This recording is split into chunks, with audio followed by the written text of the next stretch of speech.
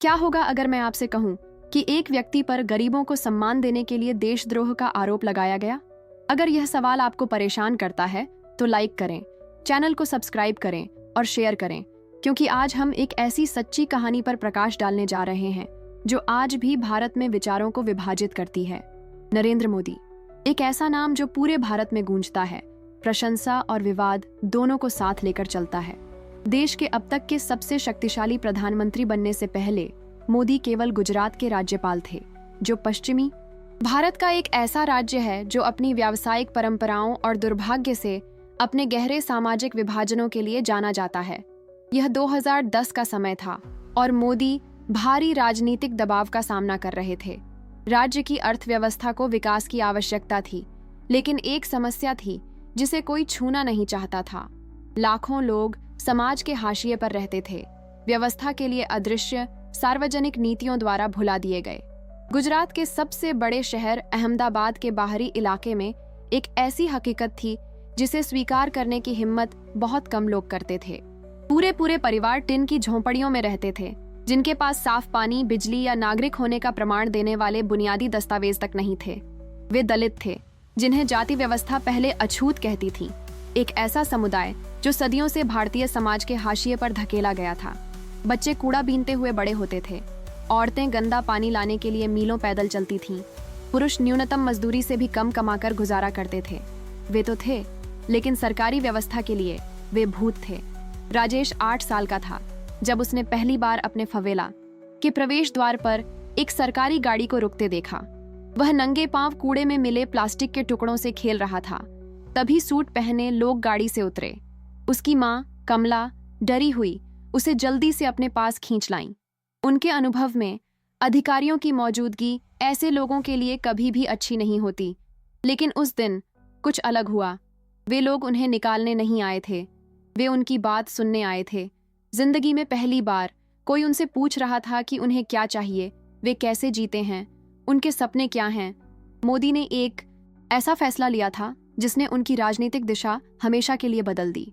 अपनी टीम की तमाम सलाह के खिलाफ, प्रभावशाली समूहों के दबाव के खिलाफ, सदियों से चली आ रही उस परंपरा के खिलाफ जिसने इन लोगों को अदृश्य रखा, उन्होंने तय किया कि गुजरात भारत का पहला राज्य होगा जो विशेष रूप से सबसे हाशिए पर पड़े समुदायों पर केंद्रित एक व्यापक सामाजिक समावेशन कार्यक्रम लागू करेगा। यह सिर्फ मुफ्त में पैसे बांटने या कल्याणकारी कार्यक्रम बनाने तक सीमित नहीं था। यह दलितों को अधिकारों, अवसरों और सम्मान के साथ नागरिक बनाने के बारे में था। यह घोषणा मंगलवार की सुबह एक प्रेस कॉन्फ्रेंस में हुई, जिसे दशकों तक याद रखा जाएगा।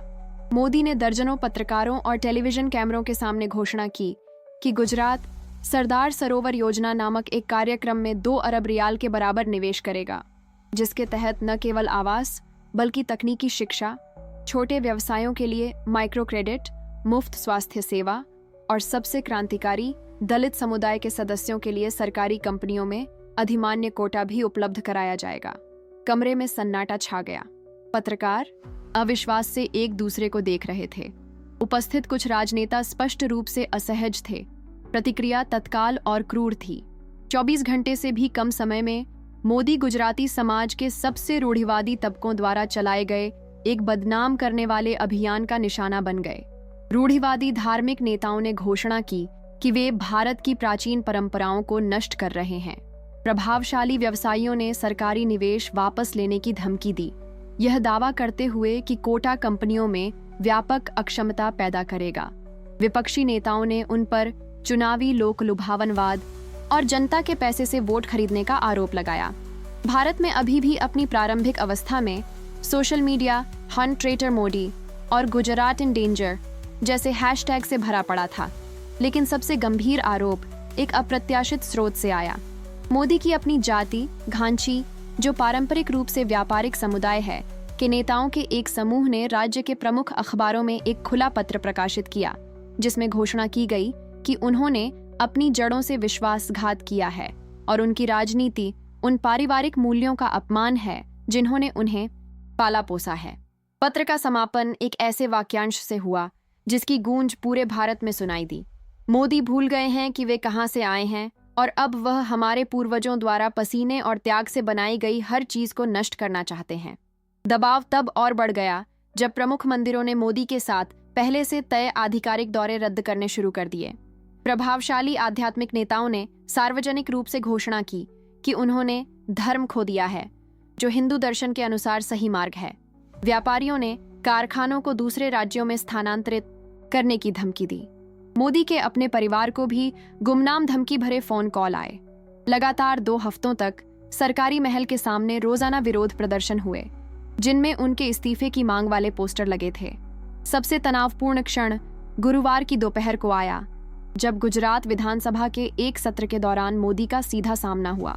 विपक्ष के नेता शंकर सिंह वाघेला खड़े हुए और सीधे मोदी की ओर उंगली उठाते हुए चिल्लाए, अब तुम गुजराती नहीं रहे, तुमने आक्रमणकारियों को खुश करने के लिए अपने ही लोगों को धोखा दिया।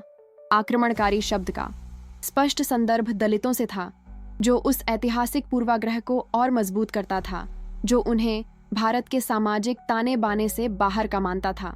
सदन में शोरगुल गूंज उठा। सांसद अपनी सीटों से उठ खड़े हुए और सुरक्षा गार्ड व्यापक झड़प को रोकने के लिए दौड़ पड़े। मोदी कई सेकंड तक बिना हिले डुले बैठे रहे। आखिरकार जब वे जवाब देने के लिए खड़े हुए तो सन्नाटा छा गया। उनके पहले शब्द फुसफुसाए हुए थे, लेकिन हर शब्द हवा में तलवार की तरह चुभ रहा था। अगर मेरे गुजराती भाइयों को सम्मान दिलाना देशद्रोह है, तो मैं गुजरात का अब तक का सबसे बड़ा गद्दार हूं। वे रुके, सीधे वाघेला की ओर देखा और बोले, लेकिन अगर आप मानते हैं कि गुजराती होने का मतलब अपने से नीचे वालों को कुचलकर आगे बढ़ना है, तो आप कभी समझ ही नहीं पाए कि इस धरती का बेटा होने का क्या मतलब है। इसके बाद जो हुआ वह भारतीय राजनीति में एक किस्सा बन गया। मोदी ने पीछे हटने या अपने आलोचकों को खुश करने की कोशिश करने के बजाय अपनी बात दोहराई। उन्होंने घोषणा की कि वे गुजरात के 500 सबसे वंचित दलित समुदायों में से प्रत्येक से व्यक्तिगत रूप से मिलेंगे, उनके घरों में सोएंगे, उनका खाना खाएंगे और उनकी कहानियां सुनेंगे। इतना ही नहीं, उन्होंने इस सब का सरकारी टेलीविजन पर सीधा प्रसारण भी किया, जिससे पूरा गुजराती समुदाय उस हकीकत को प्रत्यक्ष रूप से देख सके जिसे वे नजरअंदाज करना पसंद करते थे। पहली यात्रा अहमदाबाद से 200 किलोमीटर दूर थानगढ़ नामक एक छोटे से गांव में हुई। जब मोदी पहुंचे तो सैकड़ों लोगों ने उनका स्वागत किया, जिन्होंने पहले कभी किसी राजनेता को इतने करीब से नहीं देखा था। छोटे राजेश की मां कमला वहां मौजूद थीं। वह अपने बेटे को गोद में लिए नंगे पांव 15 किलोमीटर पैदल चली थीं, बस उस व्यक्ति को देखने के लिए जिसके बारे में सभी कहते थे कि वह उनके जैसे लोगों के लिए लड़ रहा है। कैमरों ने उस पल को कैद कर लिया जब मोदी ने राजेश से आंखों के स्तर पर बात करने के लिए धूल में घुटने टेक दिए। उससे उसके पसंदीदा खिलौनों के बारे में पूछा, क्या उसे पढ़ाई करना पसंद है, बड़ा होकर वह क्या बनना चाहता है। राजेश ने अपनी 8 साल की मासूमियत के साथ जवाब दिया कि वह साहब बनना चाहता है, जिसका मतलब बॉस या प्रमुख होता है। मोदी ने पूछा क्यों, और उस लड़के ने कुछ ऐसा जवाब दिया जो आने वाले दिनों में लाखों भारतीय घरों में गूंजता रहेगा, क्योंकि साहब बॉस हैं और मैं यह सुनिश्चित करना चाहता हूं कि सभी बच्चों के पास असली खिलौने हों, न कि सिर्फ कचरे के टुकड़े। मोदी की आंखों में आंसू टेलीविजन पर क्लोजअप में कैद हो गए। उस पल आंकड़ों और राजनीतिक रणनीतियों से निपटने के आदी एक व्यक्ति का सामना एक ऐसे बच्चे की सहज मानवीयता से हुआ जो सिर्फ अपने जैसे दूसरों की मदद करने के लिए शक्तिशाली बनने का सपना देखता था। अगले कुछ हफ्तों में मोदी के दौरे मीडिया में छा गए। उनके द्वारा देखा गया हर गांव राष्ट्रीय समाचार बन गया।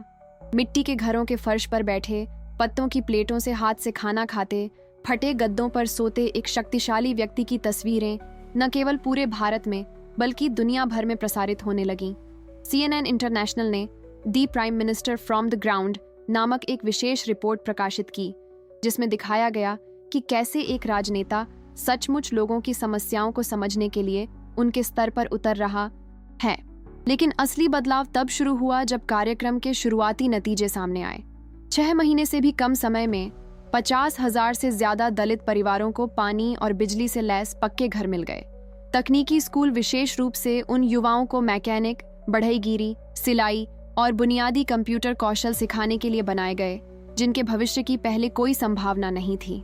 माइक्रो क्रेडिट कार्यक्रम ने हजारों महिलाओं को छोटे छोटे व्यवसाय शुरू करने में सक्षम बनाया, खाने की दुकानों से लेकर साइकिल मरम्मत की दुकानों तक। कमला उन भाग्यशाली लोगों में से एक थी। 300 रियाल के बराबर के आरंड से उन्होंने अहमदाबाद की एक व्यस्त गली के नुक्कड़ पर चाय, भारत की पारंपरिक मसालेदार चाय बेचने का एक छोटा सा व्यवसाय शुरू किया। कुछ ही महीनों में वह अपने पति से ज्यादा पैसा कमाने लगी, जो सेंट्रल मार्केट में कुल्ली का काम करते थे। जिंदगी में पहली बार वह राजेश के लिए नए कपड़े खरीद पाईं, उसका दाखिला एक निजी स्कूल में करा पाईं और एक छोटा बचत खाता भी खोल पाईं। सबसे प्रतीकात्मक बदलाव तब हुआ जब गुजरात में सरकारी कंपनियों में काम करने के लिए युवा दलितों के पहले समूह को नियुक्त किया गया। कचरा बीनने वाले एक व्यक्ति का बेटा 22 वर्षीय रवि राज्य की बिजली कंपनी में कंप्यूटर तकनीशियन बन गया। काम के पहले दिन उसने एक ड्रेस शर्ट और टाई पहनी थी। ये कपड़े उसने अपनी पहली तनख्वाह से खरीदे थे। जब वह दफ्तर पहुंचा तो उसके कई सहकर्मी, जिनमें से कई ऊंची जातियों के थे, शुरू में उसे शक की निगाह से देखते थे। लेकिन रवि को न केवल तकनीकी रूप से बल्कि मानसिक रूप से भी प्रशिक्षित किया गया था। वह जानता था कि उसके कंधों पर अपने पूरे समुदाय की उम्मीदें हैं। 6 महीने के अंदर ही रवि कंपनी के सबसे कुशल तकनीशियनों में से एक बन गए। उनकी कहानी गुजरात के सबसे बड़े अखबार के कवर पेज पर छपी, जिसका शीर्षक था कूड़ेदान से दफ्तर तक, मोदी की शांत क्रांति। इस लेख में न केवल उनके निजी सफर को दिखाया गया, बल्कि यह भी बताया गया कि कैसे सैकड़ों अन्य युवा दलित ऐसे पदों पर आसीन हो रहे हैं जिनकी उन्होंने पहले कल्पना भी नहीं की थी। जब मध्य वर्गीय गुजरातियों ने स्वयं इसके व्यावहारिक परिणाम देखना शुरू किया तो जनमत बदलने लगा। दुकानदारों को एहसास हुआ कि नए दलित उद्यमी स्थानीय अर्थव्यवस्था को बढ़ावा दे रहे हैं। उच्च वर्गीय परिवारों को पता चला कि उनके इलेक्ट्रॉनिक उपकरणों की मरम्मत या उनके घरों का नवीनीकरण करने वाले कुछ बेहतरीन तकनीशियन मोदी के कार्यक्रम के पूर्व लाभार्थी थे। सेवाओं की गुणवत्ता न केवल वही रही, बल्कि कई मामलों में सुधार भी हुआ, क्योंकि जीवन भर संघर्ष करने वाले लोगों ने अपने काम के प्रति विशेष समर्पण दिखाया। अहमदाबाद में एक बड़े व्यापार मेले के दौरान यह मोड़ आया। मोदी ने उभरते दलित उद्यमियों को अपने उत्पादों और सेवाओं को बेचने के लिए अपने बूथों पर भाग लेने के लिए प्रोत्साहित किया था। शुरुआत में कई मेले में आने वाले लोग पैतृक पूर्वाग्रहों के कारण इन बूथों से बचते थे, लेकिन उत्पादों की गुणवत्ता ने अपनी छाप छोड़ी। कमला की चाय में एक खास स्वाद था जो उन्होंने अपनी दादी से सीखा था। दलित कारीगरों द्वारा बनाया गया लकड़ी का फर्नीचर प्रतिस्पर्धियों की तुलना में ज्यादा मजबूत और सुंदर था। समुदाय की महिलाओं द्वारा कढ़ाई किए गए कपड़ों में अनोखे डिजाइन थे जो पीढ़ियों से संरक्षित उनकी परंपराओं से प्रेरित थे। मेले के आखिरी दिन कुछ असाधारण हुआ। दलित उद्यमियों के स्टॉल पर खरीदारों की लंबी कतारें लगी थीं। पारंपरिक व्यापारियों ने उनके साथ साझेदारी शुरू कर दी, क्योंकि उन्हें एहसास हुआ कि उन्हें असाधारण गुणवत्ता वाले आपूर्तिकर्ता मिल गए हैं। प्रेस ने बताया कि गुजरात के नए उद्यमियों ने मेले के सिर्फ 1 हफ्ते में ही 20 लाख रैंडी डॉलर से ज्यादा की कमाई कर ली। लेकिन जिस कहानी ने सचमुच गुजरातियों के दिलों को छुआ वह राजेश की थी। वह लड़का जो साहब बनना चाहता था ताकि वह सभी बच्चों को असली खिलौने दे सके। मोदी से अपनी पहली मुलाकात के 3 साल बाद अब 11 साल का राजेश अपने स्कूल के अव्वल छात्रों में से एक बन गया था। मेरा हीरो पर उसका निबंध एक राज्य स्तरीय प्रतियोगिता के लिए चुना गया था। इसमें उसने मोदी के बारे में नहीं लिखा, जैसा कि कई लोगों ने उम्मीद की थी। उसने अपनी माँ कमला के बारे में लिखा था, जिसमें बताया गया था कि कैसे उन्होंने एक छोटे से कर्ज को एक सफल व्यवसाय में बदल दिया, कैसे उन्होंने साबित कर दिया कि हमारे जैसे लोग भी साहब बन सकते हैं। राजेश का निबंध गुजरात के सबसे लोकप्रिय रेडियो स्टेशन पर लाइव पढ़ा गया। हजारों लोगों ने अपनी गतिविधियां रोककर उस बच्चे के शब्द सुने जो दलितों की उस पूरी पीढ़ी का प्रतिनिधित्व करता था, जो इस विश्वास के साथ बड़ा हुआ कि बड़े सपने देखना संभव है। जब उसने यह पंक्ति कहकर अपना भाषण समाप्त किया, मेरी माँ ने मुझे सिखाया कि साहब वह नहीं है जो दूसरों पर शासन करता है, बल्कि वह है जो दूसरों को अपने जीवन पर शासन करने में मदद करता है। तो मोदी के सबसे कट्टर आलोचकों को भी यह स्वीकार करना पड़ा कि गुजरात में कुछ बड़ा बदलाव आया है। आंकड़े इस बदलाव की पुष्टि करते हैं। 5 वर्षों में गुजरात में दलितों में निरक्षरता दर 70% से घटकर 35% हो गई। इन परिवारों की औसत आय में 400% की वृद्धि हुई।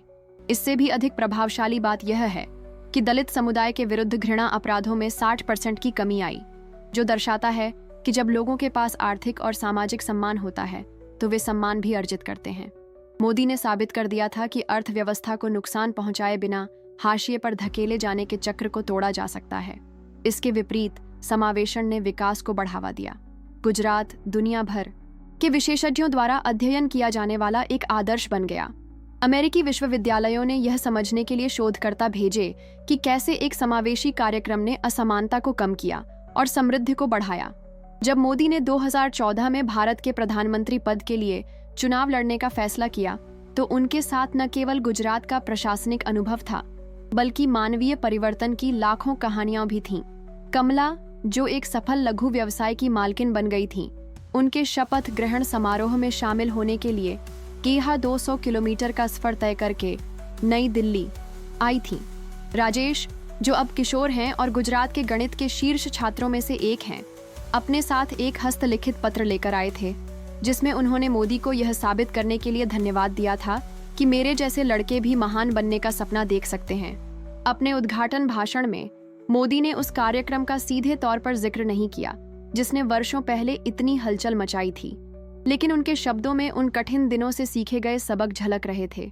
एक राष्ट्र तभी मजबूत होता है जब उसके सभी बच्चों को अपनी क्षमता का एहसास करने का अवसर मिलता है। एक समाज तभी मजबूत होता है जब आप कहाँ पैदा हुए हैं ये तय न करे कि आप कितनी दूर तक जा सकते हैं।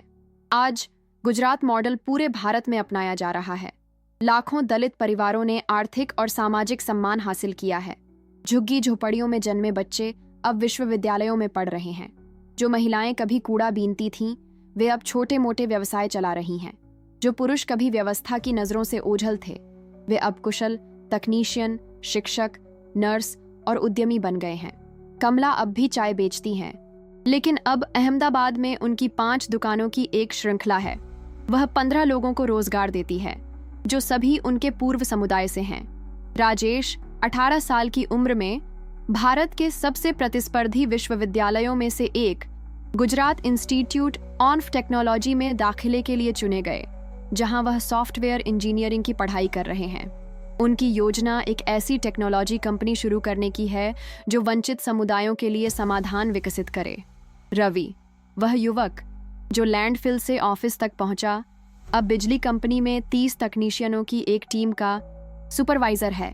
उनमें से 3 उसके छोटे भाई हैं, जो उसके नक्शे दम पर चले। उसने एक शिक्षिका से विवाह किया, जो खुद भी दलित थी और जिसने एक अन्य सरकारी सामाजिक कार्यक्रम से स्नातक की उपाधि प्राप्त की थी।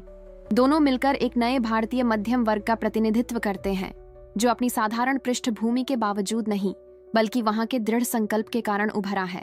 कार्यक्रम की सफलता का सबसे बड़ा प्रमाण एक अप्रत्याशित स्रोत से मिला। शंकर सिंह वाघेला, वही राजनेता जिन्होंने विधानसभा में मोदी को गद्दार कहा था, ने 5 साल बाद उनसे एक निजी मुलाकात का अनुरोध किया। उस मुलाकात में उन्होंने अपनी गलती स्वीकार की। उनके अपने शब्द थे, मुझे लगा था कि आप गुजरात को बर्बाद कर रहे हैं। मुझे नहीं पता था कि आप गुजरात का पुनर्निर्माण एक ज्यादा मजबूत नींव पर कर रहे हैं। वाघेला ने बताया कि उनके नजरिए में तब बदलाव आया जब उनकी मेडिकल छात्रा बेटी को कचरा बीनने वाले और अब तकनीशियन रवि ने एक कार दुर्घटना से बचाया। वाघेला ने कहा, उसी पल मुझे समझ आया कि प्रतिभा और चरित्र की कोई जाति नहीं होती। मुझे समझ आया कि आप हमारे लोगों के साथ विश्वासघात नहीं कर रहे थे, आप हमारे लोगों की परिभाषा का विस्तार कर रहे थे। ये कहानी एक बदलते भारत का प्रतीक बन गई है, जहां पुरानी बाधाओं को हिंसक क्रांति से नहीं, बल्कि ठोस अवसरों के जरिए तोड़ा जा रहा है। मोदी ने साबित कर दिया है कि समावेशी नीतियां न तो दान है और न ही लोक लुभावनवाद। ये हर व्यक्ति के भीतर मौजूद मानवीय क्षमता में निवेश है, चाहे उनका जन्म स्थान कोई भी हो। इस कहानी का सबसे जबरदस्त सबक यह है कि सच्चा सामाजिक परिवर्तन तब होता है जब राजनीतिक साहस और मानवीय जरूरतें एक दूसरे से मिलती हैं। मोदी आसान रास्ता चुन सकते थे, यथास्थिति बनाए रखते हुए, संघर्षों से बचते हुए और ज्यादा प्रभावशाली समूहों के बीच अपनी लोकप्रियता बनाए रखते हुए। इसके बजाय उन्होंने यह मानना चुना कि कोई भी समाज तभी समृद्ध होता है जब सभी को उस समृद्धि में योगदान देने का मौका मिले। आज जब राजेश विश्वविद्यालय के हॉल में घूमते हैं तो उनके कंधों पर न सिर्फ उनके सपने होते हैं, बल्कि इस बात का जीता जागता सबूत भी होता है कि नियति को बदलना संभव है। जब कमला उन ग्राहकों को चाय परोसती है जो पहले उनकी तरफ देखते भी नहीं थे, तो वह सिर्फ एक पेय से कहीं ज्यादा परोस रही होती हैं। वह गरिमा परोस रही होती हैं।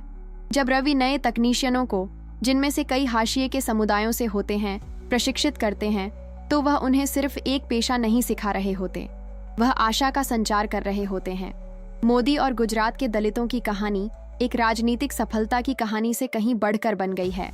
यह इस बात का प्रतीक बन गई है कि सच्चे नेतृत्व का मतलब है सही काम करने का साहस रखना, भले ही इसके लिए कड़ी आलोचना का सामना करना पड़े। इसका मतलब है उन लोगों की क्षमता पर विश्वास करना जिन्हें समाज ने नकार दिया है। इसका मतलब है यह समझना कि समावेश का मतलब कम होना नहीं, बल्कि बढ़ना है। और इस कहानी को जानने के बाद क्या आप मानते हैं कि सबसे ज्यादा जरूरतमंदों को अवसर प्रदान करना एक क्रांतिकारी कार्य है या एक नैतिक दायित्व? इसका उत्तर न केवल यह निर्धारित कर सकता है कि हम राजनीति को किस नजर से देखते हैं, बल्कि यह भी कि हम अधिक न्यायपूर्ण समाजों का निर्माण कैसे करते हैं। क्योंकि अंततः किसी सभ्यता की असली परीक्षा यह नहीं है कि वह अपने विशेषाधिकार प्राप्त लोगों के साथ कैसा व्यवहार करती है, बल्कि यह है कि वह अपने उपेक्षित लोगों को कैसे ऊपर उठाती है।